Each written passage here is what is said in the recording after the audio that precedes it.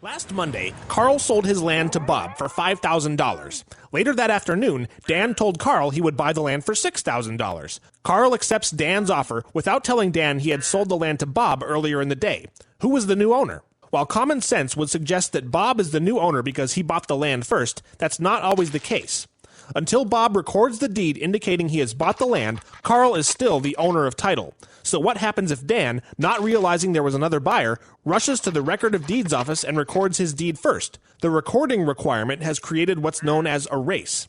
A few states have a pure race statute, meaning that whoever records their interest first wins the race. Under that law, even if Dan knew Bob already bought the property, he can still become the owner if he records the deed first.